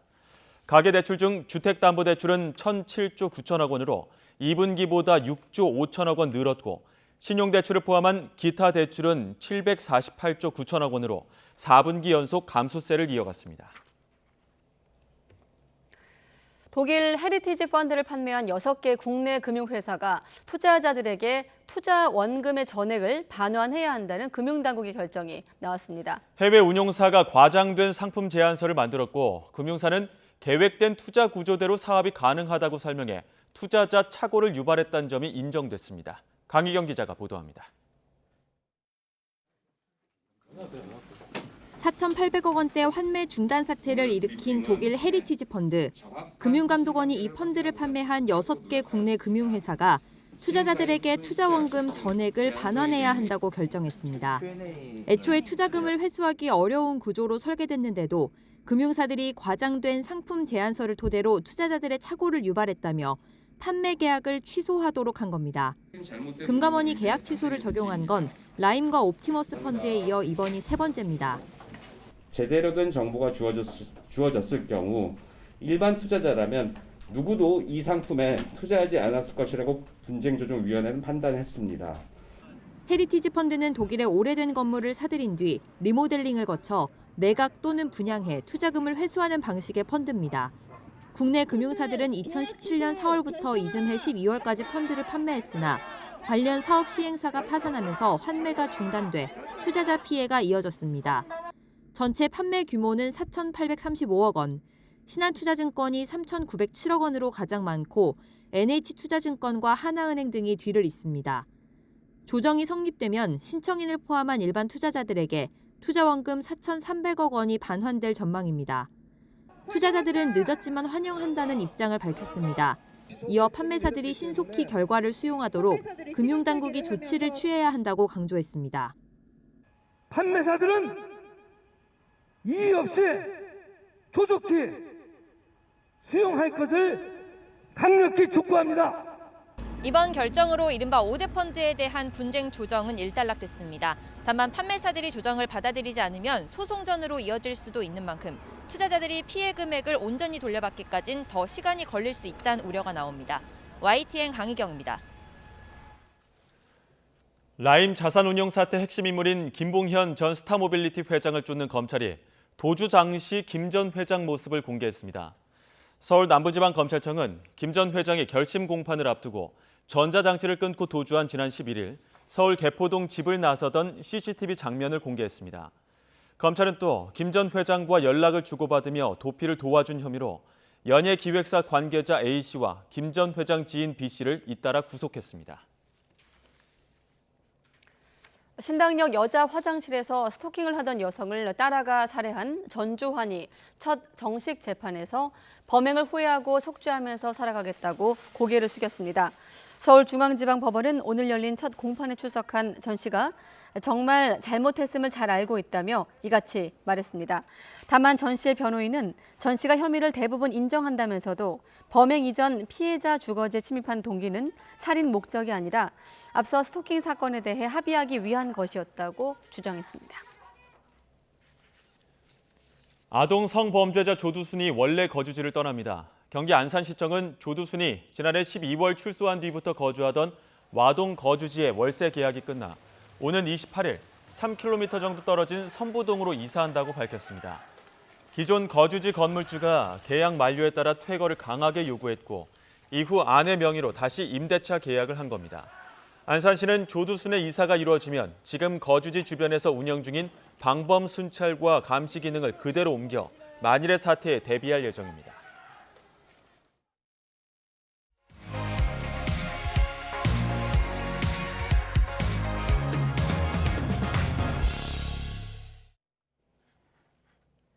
국가정보원은 최근 김정은 국무위원장이 대륙간 탄도미사일 ICBM 시험 발사 때 동행한 딸을 둘째 김주애로 판단했습니다. 국회 정보위원회 간사인 국민의힘 유상범 의원은 오늘 정보위 전체 회의 도중 기자들에게 국정원에서도 이번에 ICBM 발사 때 같이 온 딸은 둘째 딸 김주애로 판단했다고 밝혔습니다. 앞서 북한은 지난 18일 김정은 국무위원장 지도 아래 신형 ICBM인 화성 17형을 시험 발사했는데 이 자리에 김 위원장의 딸이 동행을 해 관심을 끌었습니다. 지난주 북한의 대륙간 탄도미사일 발사 문제를 논의하기 위해 유엔 안전보장이사회 회의가 열렸지만 이번에도 중국과 러시아 반대로 빈손으로 끝났습니다. 미중 정상회담 이후 중국이 태도 변화를 보일지 주목이 됐지만 중국은 어김없이 북한 미사일 발사를 미국 탓으로 돌리며 결의안 논의에 어깃장을 놨습니다. 워싱턴 권준기 특파원의 보도입니다. 북한 미사일 문제를 논의하기 위해 올해만 10번째 열린 유엔 안전보장이사회 공개회의. 서방 이사국들은 돌아가며 북한의 미사일 발사를 규탄하고 도발 행위를 멈출 것을 촉구했습니다. 미국은 지금껏 안보리 회의가 빈손으로 끝난 건 중국과 러시아 두 상임이사국이 비토권을 남용하고 있기 때문이라고 비판했습니다. Two veto-wielding members of the Council are enabling and emboldening the DPRK. They have allowed the regime to launch this latest reckless missile test. 중국과 러시아는 이번에도 노골적으로 북한 편을 들었습니다. 지난주 조 바이든 미국 대통령이 시진핑 중국 국가주석을 만나 북한 도발을 막기 위한 역할을 당부한 뒤여서 중국의 태도 변화가 주목됐지만 전혀 달라지지 않았습니다. Persist in advancing the denuclearization process on the peninsula and at the same time take practical actions in stopping military exercises and easing sanctions against DPRK. 러시아는 한술 더 떠 미국이 아시아 태평양 지역에 경계선을 그어 군사적 대치 상황을 만들고 있다고 주장했습니다. New military blocs are being formed, such as the alliance between the U.S., Great Britain, and Australia, which raises serious doubts as to the good intentions of these states. 이해 당사국 자격으로 참석한 우리나라 황중국 주 유엔 대사는 유엔 사무총장을 미국 꼭두각시라고 비난한 북한 외무상 성명은 유엔의 권위를 완전히 무시한다는 걸 보여준다고 지적했습니다. 또 안보리의 무대응과 분열을 이용해 북한이 핵무기를 개발하고 있다며 중국과 러시아 주장을 반박했습니다.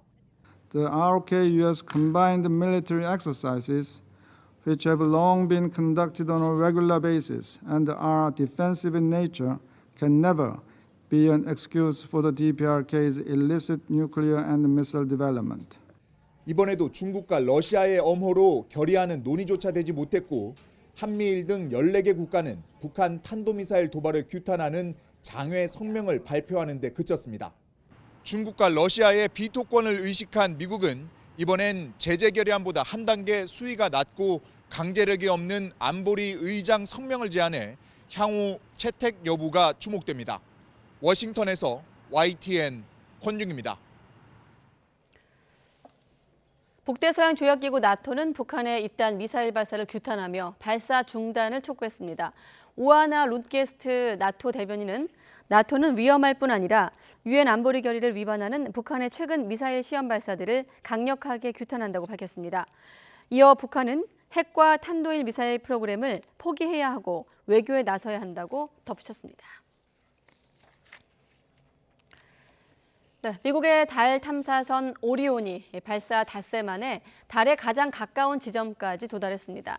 오리온은 지구의 가장 먼 곳까지 항해할 계획인데 유인 탐사선이 같은 항로를 이용할 경우에 인류는 반세기 만에 새 역사를 쓰게 되는 겁니다. 김선희 기자가 설명합니다. 미국의 달 탐사선 오리온이 달에 점점 더 가까이 다가갑니다. 미국 동부 시간으로 21일 오전 7시 57분 달 표면에서 약 128km 떨어진 상공을 통과하며 달에 가장 가까이 접근하는 데 성공했습니다. 달의 뒷면을 지나면서 30여 분간 지구와 통신이 끊기기도 했습니다. Then Orion will complete its closest approach to the moon at 81 miles above the lunar surface. Now, during this time, we will not have signal with Orion because it will be traveling behind the backside of the moon. 오리온은 여기서 그치지 않고 약 6만 4천 킬로미터를 더 나아가 열흘쯤 뒤에는 지구에서 45만 킬로미터 떨어진 곳까지 도달하게 됩니다. 지난 1970년 아폴로 13호가 세운 기록 40만 킬로미터를 크게 웃도는 수준입니다. 내후년 유인 탐사선이 같은 항로를 이용하면 인류는 54년 만에 지구에서 가장 먼 곳을 다녀오는 새 역사를 쓰게 됩니다. Now you are seeing the Earth, you are seeing home, you are seeing yourself in that image right there, as Orion is 232,000 miles away from planet Earth. 비행 16일째부터 지구 귀환을 시작하는 오리온은 총 비행 시간 25일 11시간 36분을 예상하고 있습니다. 이번 프로젝트를 모두 마치게 되면 미 항공우주국 나사는 유인 우주선을 달에 지속적으로 보내 달 표면 기지를 구축한다는 계획입니다. YTN 김선희입니다. 우크라이나가 본격적인 겨울을 앞두고 헤르손을 비롯해 러시아로부터 탈원한 지역의 주민들을 대피시키고 있습니다. 난방과 전기 부족 탓인데 세계보건기구는 올겨울 우크라이나인 수백만 명의 생명이 위험하다고 경고하고 있습니다. 한영규 기자가 보도합니다. 우크라이나가 러시아로부터 탈환한 헤르손 지역 주민들은 식수와 전력 부족으로 심각한 고통을 겪고 있습니다. 드니프로 강물을 떠서 식수로 사용하고 전기와 난방 부족으로 구호 텐트에서 생활하고 있습니다. 우크라이나 정부는 헤르손 등 남부 지역 주민들을 상대적으로 안전한 중부와 서부 등으로 대피시키고 있습니다. 젤렌스키 우크라이나 대통령은 러시아의 공습으로 에너지 시설의 50% 이상이 피해를 보았다며 이를 에너지 테러로 규정했습니다. Вбити електрику, воду і теплопостачання зимою. А це і є метою Росії. Це поставити життя мільйонів людей під пряму загрозу. Це рівнозначно застосуванню зброї масового знищення. Абсолютний злочин. 세계보건기구 WHO도 현재 1,000만 명 정도가 정전을 겪고 있다며 올겨울 우크라이나인 수백만 명의 생명이 위험하다고 경고했습니다. The devastating energy crisis, the deepening mental health emergency, constraints on humanitarian access and the risk of viral infections will make this winter a formidable test for the Ukraine health system and the Ukraine people. 지난 2월 러시아의 침공이 시작된 뒤 의료시설에 대한 공격이 700건 이상 이루어져 병원과 의료시설 수백 곳이 제대로 가동되지 못하고 있습니다. WHO는 올겨울 우크라이나인의 생존이 걸려 있다며 새로 수복했거나 아직 점령 상태인 영토에 인도주의적 보건 통로를 만들자고 제안했습니다. 우크라이나는 위도가 높은 데다 내륙에 위치해 겨울 날씨가 혹독하며 올겨울 일부 지역에서는 영하 20도까지 떨어질 것으로 예측되고 있습니다. YTN 한영규입니다. 네, 그런가 하면 우크라이나 군이 투항 과정에 있던 러시아군 11명을 사살했다는 보도가 나왔습니다. 유엔은 물론 미국도 우크라이나에 국제법을 준수하라고 촉구했습니다. 이번 사건이 전쟁의 양상을 바꾸는 계기가 될지 관심을 모으는데요. 강성웅 해설위원실장과 좀 더 자세히 알아보겠습니다. 어서 오십시오. 네. 혹시 저희가 주어를 바꿔 읽었나 헷갈리시는 분들도 계실 것 같아요. 러시아가 아니라 우크라이나 군이 전쟁 범죄를 저질렀다는 얘기죠. 네. 그 보도를 보면 뭐 그쪽이 맞는 것 같습니다. 예. 지난주에 일어난 일 같고요. 우크라이나의 교전이 지금 계속되고 있는 루안스크주 마키우카의 한 농가입니다. 예. 지금 이 사진인데요. 네. 이 스마트폰으로 찍힌 것 같은데 정확하게 지금 나오는 사람이 이제 러시아 군인데 투항하는 과정이고요. 예. 앞에 러시아 군처럼 이렇게 엎드리는 이제 그 동작을 하고 있고 또 한 사람이 러시아군이 이제 그 헛간 같은 데서 나오고 있습니다. 네. 저희가 이 그림 중에 불편한 게 있어서 많이 싹 빼고 그냥 이렇게 방송할 수 있는 것만 보여드리는 겁니다. 근데 이 세 번째가 아니라 이 사람이 이제 11번째 러시아군인데 예. 이 러시아군이 아마 총을 먼저 쏜 것 같습니다. 네. 투항하는 과정에서. 그래서 지금 그림이 이렇게 끊어졌는데 그러니까 다시 한번 이게 이제 4명이 먼저 엎드려 있고 5번째 러시아군이 또 엎드리고 이 화면이 도중에 좀 끊겨서 네. 다른 러시아군이 나오고 하는데 마지막 11번째 그 포로가 되는 과정에 있던 투항 중이던 러시아군이 이제 총을 쐈다 이겁니다. 예. 그러니까 아마도 당연히 우크라이나 군이 지금 한 명은 엎드려 쏴 자세를 취하고 있고 한 명은 서 있습니다. 그러니까 응사를 했겠죠. 그래서 교전이 벌어졌을 것 같은데 문제는 이 과정이 끝나고 나서 저기에 있던 러시아군이 다 사망한 채 발견됐다는 겁니다. 사살된 채로. 예. 네. 그래서 이제 그러면 문제가 이걸 보복을 위해서 처형을 한 건지 아니면 교전 과정에서 이런 일이 벌어졌는지 이런 것이 논란이 되는 거죠. 정당방위 여부를 말씀하시는 맞습니다. 거겠죠. 예. 네. 근데 뭐 투항을 하긴 했지만 어쨌든 나오면서 총을 먼저 쐈다고 한다면 이것도 좀 해석의 여지가 있는 거 아닙니까? 그렇습니다. 그런데 이제 그림을 또 자세히 보면요. 예. 저 화면을 저희도 굉장히 주의 깊게 네. 방송할 수 있는 것만 지금 쓰는 거고 더 많은 화면이 있습니다. 근데 전체적으로 보면 나중에 이제 그 사살된 그 러시아 군인들이 처음에 엎드려진 상태에서 그대로 발견됐다는 거죠. 그것은 저항을 할 수 없었던 예. 상황이 아닌가. 예. 이렇기 때문에 이제 예. 미국 뉴욕타임스 신문이 지난주에 그 러시아나 우크라이나에서 나돌던 이 영상을 취재를 해서 이것은 좀 전쟁 범죄 가능성이 있다는 방향에서 보도를 했습니다. 예, 그러니까 네. 총을 쏜 그 러시아군만 표적이 돼야 됐는데 나머지 투항 의지가 있었던 다른 러시아군까지 사살이 된 부분이 문제가 된다 이렇게 봐야 되는 거죠. 지금 초점이 바로 그겁니다. 그래서 상당히 이게 현장에서 교전 중에 어떤 판단을 하기 굉장히 어려울 텐데 자우투 이게 이제 전쟁 범죄냐 아니면 정당방위냐의 네. 논쟁이 지금 걸려 있는 건데요. 뉴욕타임스가 그 전쟁 범죄 전문가인 네덜란드의 위틀레흐트 대학의 이바 피큐식 박사에게 그걸 물어봤습니다. 예. 이 그림을 보여주고 이게 어떤 상황일 것 같으냐. 근데 이제 전문가는 네. 이 영상만 봐가지고는 알기 어렵다. 요점은 바로 지금 말씀하신 그겁니다. 저렇게 총을 쏘고 응사를 하는 그 교전 과정에서 이 상황이 발생했는지 아니면 나중에 보복 차원에서 이걸 처형한 건지 예. 이 부분을 알 수 없다는 거죠. 네. 그럼 결국 시간이 변수가 될 것 같은데 그렇습니다. 혹시 우크라이나의 공식 입장이 있습니까? 이 초기에 우크라이나 당국에서 네.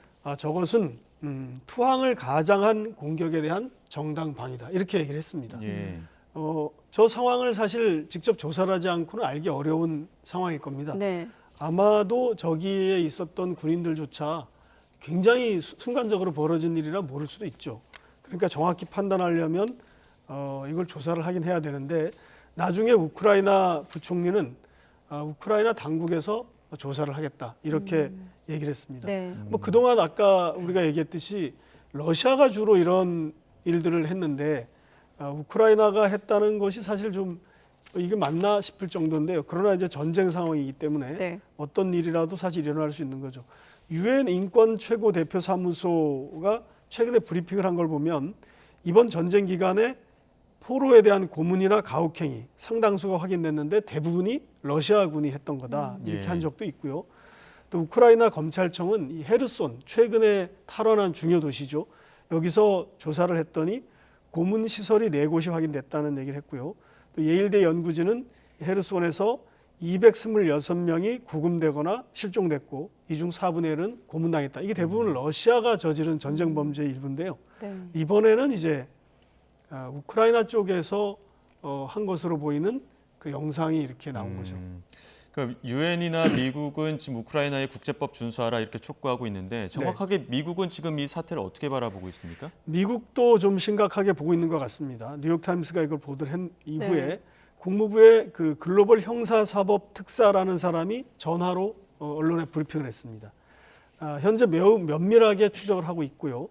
전쟁 관련 법은 모든 당사자에게 공동으로 적용되는 거다. 그 침략 국가와 방어 국가를 가리지 않는다. 그리고 당사자 모두 국제법을 준수해야 한다. 우크라이나를 봐주기 어렵다. 그런 얘기죠. 그렇지 않으면 후과에 직면할 거다. 이런 얘기까지 했습니다. 뭐 보통 이 특사는 그런데 이 국무부의 특사입니다. 국무부의 특사는 그런데 이렇게 얘기를 하긴 했습니다. 보통 러시아의 경우 이런 얘기가 나오면 부인을 하거나 선전이라고 주장을 하거나 허위 정보다 이렇게 반박을 하는 경우가 많은데 우크라이나는 보통 학대를 인정하고 조사를 약속한 경우가 많았다. 이게 약간 민주정부가 다른 태도를 보인다라는 것을 얘기를 곁들여서 하긴 했습니다. 다만 우크라이나에 대해서이지만 미국이 엄격한 잣대를 대겠다 이런 시사를 한 거는 분명한 것 같습니다. 네, 자 미국 중간 선거 끝나면서 협상의 얘기도 좀 솔솔 나오고 있었는데 그럼 이번 사건이 좀 계기가 되는 겁니까? 어떻게 예상할 수 있을까요? 그런 추측도 관측도 가능할 것 같아요. 이게 중간 선거 끝난 이후에 협상 얘기가 부쩍 많이 나오고 있습니다. 지난주 백악관에서 존 커비 국가안보회의의 소통조정관이 있습니다. 뭐 대변인격인데 이 사람이 브리핑 도중에 이런 얘기를 했습니다.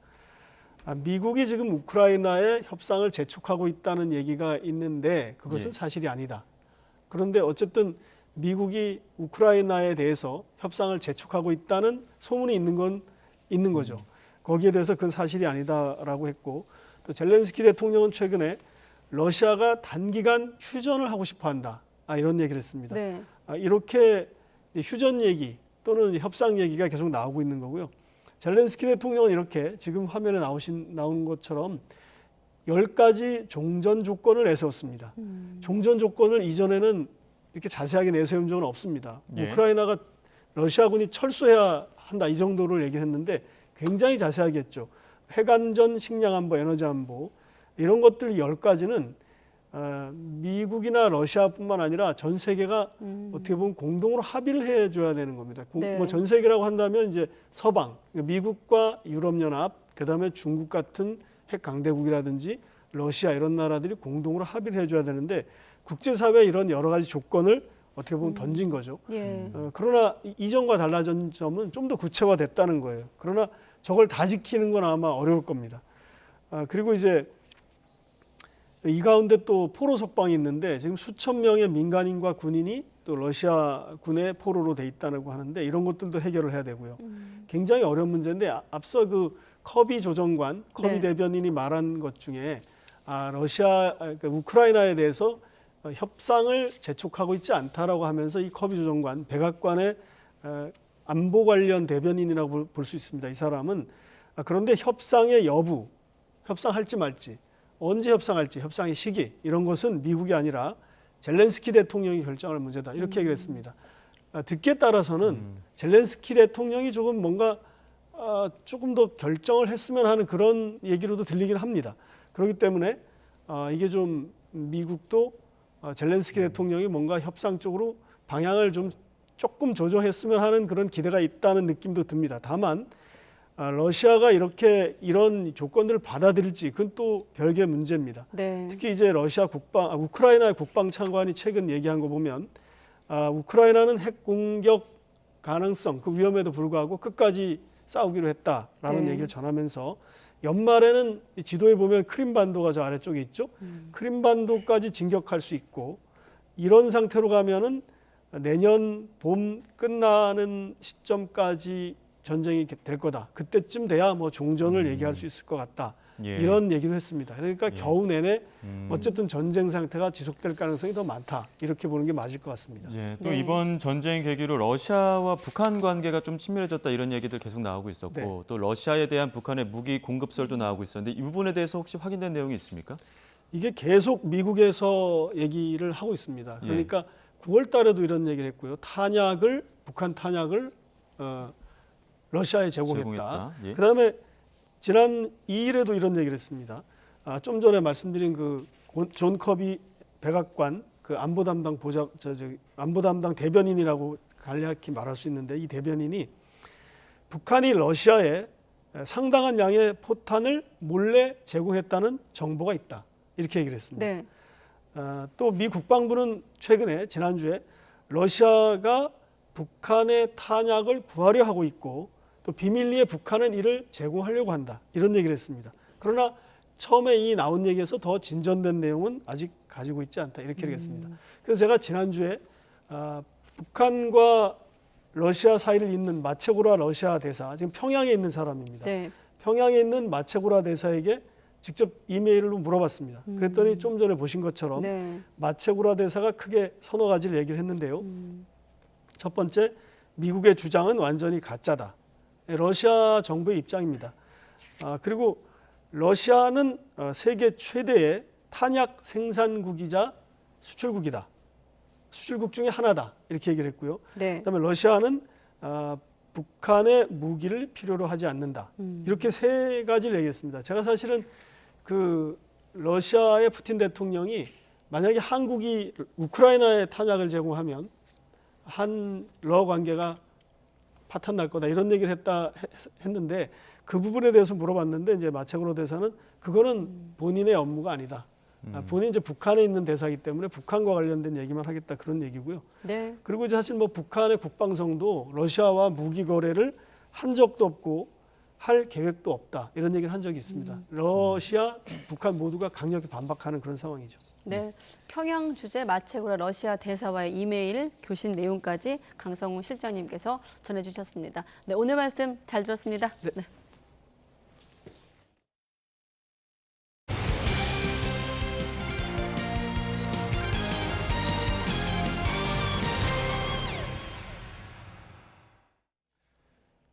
벤투호의 카타르 월드컵 조별리그 첫 경기가 이제 이틀 앞으로 다가왔습니다. 각 팀들은 훈련할 때부터 전술 훈련은 비공개로 하고 가벼운 준비 훈련만 언론에 공개하며 신경전을 펼치고 있습니다. 카타르 도하에 나가 있는 취재기자 연결합니다. 김동민 기자. 예, 저는 지금 우리나라 대표팀 숙소가 있는 카타르 도하 시내에 나와 있습니다. 네, 어제 훈련 때 손흥민 선수 처음으로 헤딩하는 장면이 카메라에 잡혔다고 하는데 회복이 잘 되고 있다는 증거로 봐야 되는 겁니까? 예, 그렇습니다. 어제 처음으로 손흥민 선수가 머리로 공을 받아내는 헤딩 장면이 YTN 카메라에 포착됐습니다. 회복이 잘 되어가고 있다는 증거로 볼 수 있습니다. 손흥민 선수는 어제 트래핑 훈련에서 동료 선수가 던져주는 공을 머리로 가볍게 받아내는 장면이 몇 차례 포착됐습니다. 물론 공을 강하게 헤딩한 것은 아니지만 눈 부상 주의 회복이 잘 되고 있다고 추측해 볼 수 있는 장면입니다. 수술 부위가 어느 정도 회복되지 않았다면 머리로 공을 받는 플레이는 쉽게 할 수 없기 때문입니다. 잘 회복되고 있는 만큼 손흥민 선수의 플레이를 우루과이전부터 볼 수 있을 것이라는 기대는 지금보다는 조금 더 해도 괜찮을 것 같습니다. 현재 H조에서는 우리 대표팀을 비롯해 거의 모든 팀들이 보안에 각별히 신경을 쓰고 있는 것 같습니다. 벤투 감독도 어제 훈련을 15분 동안 공개했지만 전술 훈련은 공개하지 않았습니다. 코어 훈련, 밸런스 훈련, 사이클, 기본적인 트래핑 훈련만을 공개했을 뿐입니다. 손흥민 선수의 우루과이전 출전 가능성은 내일 공식 기자회견에서 어느 정도 윤곽이 드러날 것으로 보입니다. 손흥민 선수는 SNS에 준비는 끝났다. 이제는 자신의 꿈을 쫓을 시간이라는 의미심장한 글을 남겼습니다. 네, 우루과이도 핵심 수비수 아라우호가 부상 중인데 우리와 경기에는 뛰기 어려울 것 같다고요? 네, 취재 현장에서 우루과이 기자들은 한국 기자를 만나면 꼭 묻는 질문이 있습니다. 손흥민 선수가 한국전에 뛸 수 있느냐? 이렇게 물어보면 저도 이제 우루과이 기자들한테 묻는 질문이 있습니다. 바르셀로나 수비수 아라우오는 한국전에 나올 수 있느냐? 이렇게 물어보면 우루과이 기자들은 대부분 1차전 한국전에서는 아라우오가 뛰기 힘들 것이라고 대답을 합니다.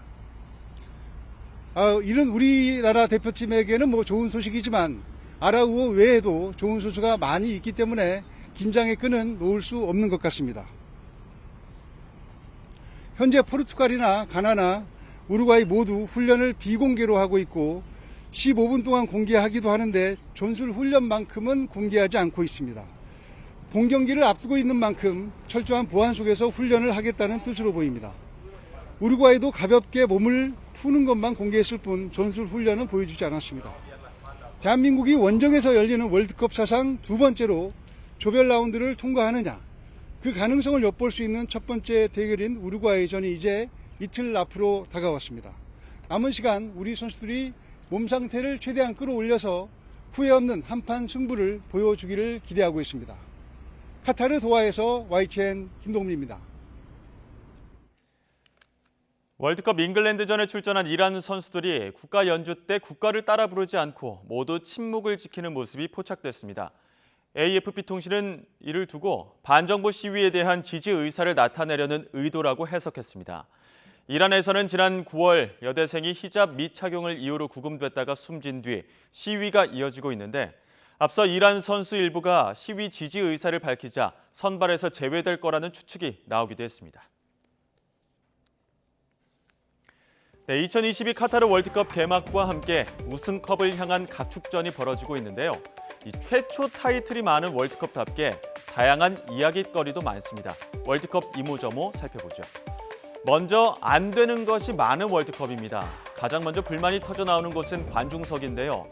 첫 경기부터 관중석에서는 이색 구호가 이어졌습니다. 바로 우리는 맥주를 원해였습니다. 카타르는 이슬람 율법이 엄격한 나라인 만큼 술과 돼지고기가 원칙적으로 금지되는데요. 술은 그저 들고만 다녀도 벌금 100만 원에 6개월 이하 징역에 처해질 수 있습니다. 월드컵 기간에는 허용된 장소에서만 음주가 가능하고요. 돼지고기는 아예 반입조차 불가합니다. 이번 월드컵에서는 유례없는 복장 규정도 생겼습니다. 남성은 최소 무릎 아래까지 가리는 바지를 착용해야 하고요. 여성은 더합니다. 바지나 긴 치마를 입어야 하고 맨발과 슬리퍼 차림도 피하라고 권고하고 있습니다. 몸에 딱 달라붙는 레깅스는 길이에 상관없이 절대 불어입니다. 이번 월드컵 역사상 가장 비싼 월드컵이란 별명도 붙었는데요. 카타르가 새로 지은 경기장만 7곳인데 그야말로 세계 최고 가장 비싼 건축가들의 경연장이었습니다. 건축의 노벨상이라고 불리는 프리츠커상 수상자들이 대거 참여했는데 세 단장 비용도 상당합니다. 무려 3천억 달러, 우리 돈 400조가량 든 것으로 알려졌습니다. 거액이 들어간 경기장 가운데 서울 동대문 DDP를 설계해 우리나라에도 잘 알려진 이라크 출신 영국 건축가 고 자하 하디드의 작품 알 자누브 경기장은 돛을 형상화하고 개폐식 지붕을 갖춰 화려함을 자랑했습니다. 하지만 화려함 뒤에 숨은 어두운 이면도 공개돼 논란이 일고 있습니다. 외신은 인도, 파키스탄, 네팔 등 이주 노동자 6,500여 명이 카타르에서 경기장 공사 중 숨졌다고 밝혔는데요. 카타르 정부는 집계에 오해의 소지가 있다고 주장했지만 섭씨 40도가 넘는 현장에서 건설 노동자들이 받은 월급이 200파운드, 우리 돈 약 32만 원으로 알려져 노동 착취 지적까지 나오고 있습니다.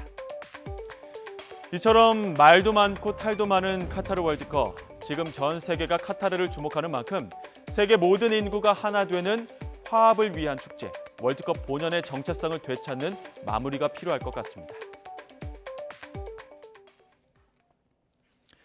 다음 소식 전해드립니다. 프로야구 최고 포수 양의지가 초대형 FA 계약을 맺고 친정팀 두산에 돌아왔습니다. 양의지로 촉발된 포수 대이동도 마무리 수순인데요. 취재기자 연결합니다. 서봉국 기자. 네, 스포츠부입니다. 네, 타격과 투수 리드를 겸비한 양의지 포수 4년 만에 다시 베어스 유니폼을 입게 된 거죠? 그렇습니다. 두산 구단은 양의지와 6년 최대 152억 원에 계약했다고 밝혔습니다. 계약 조건은 첫 4년간 계약금 44억 원, 연봉 총액 66억 원, 2026 시즌 종료 뒤에 인센티브 포함 2년 최대 42억 원의 선수 옵션이 포함됐습니다. 4+2년 152억 원이고요. 앞서 2008 시즌 이후 NC와 4년 125억 원 계약을 맺은 것을 포함하면 몸값만도 두 번의 FA 끝에 277억 원, 역대 최고입니다. 지난 시즌 9위에 차지면서 두산은 몰락했는데요. 최고 홈런 타자 이승엽 감독을 사령탑으로 데려온 데 이어서 이 감독이 요구했던 최고의 안방마님까지 영입했습니다. 양의지는 동료들과 힘을 합쳐서 두산 베어스 재도약을 위해서 모든 힘을 보태겠다고 입단 소감을 밝혔습니다. 두산이 일찌감치 양의지를 점 찍은 데다가 앞서 유강남과 박동원도 새 둥지를 찾으면서 KBO 리그 포수 대이동은 마무리 수순입니다. LG가 박동원과 4년 총액 65억 원에, 롯데도 유강남을 4년 80억에 데려갔습니다. FA 포수 4명 중에 3명 거치가 확정됐고요. 남은 선수는 두산 박세혁입니다. 지금까지 스포츠부에서 전해드렸습니다. 절기 소설인 오늘 눈 대신에 비가 내리고 있습니다. 내륙은 서해상에서 다가오는 비구름의 영향을 받고 있고요. 동풍이 부는 동해안에는 호우주의보가 내려진 가운데 시간당 20에서 30mm의 강한 비가 집중되고 있습니다. 내륙은 내일 오전까지 가을비다운 비가 내리겠지만 동해안에는 내일 밤까지 120mm가 넘는 호우가 쏟아지겠고요. 특히 취약 시간대인 밤 사이에 많고 강한 비가 집중되겠습니다. 시설물 관리와 안전사고에 각별히 유의하셔야겠습니다. 내일 아침 기온은 크게 떨어지지 않겠습니다. 내일 서울의 아침 기온은 9도, 대구는 11도, 부산은 13도 선에서 출발하겠고요. 낮 기온도 오늘보다 조금 더 높겠습니다. 내일 서울의 한낮 기온은 16도, 대전은 15도, 대구는 17도, 부산은 19도를 보이겠습니다. 주말까지 대체로 맑고 예년보다 온화하겠고요. 다음 주 월요일 전국에 비가 내린 뒤에는 본격적인 초겨울 추위가 찾아오겠습니다. 지금까지 날씨 정보였습니다. 가장 빠른 종합뉴스 뉴스큐 마치겠습니다. 이어서 이브닝 뉴스가 방송됩니다. 시청해주신 여러분 고맙습니다.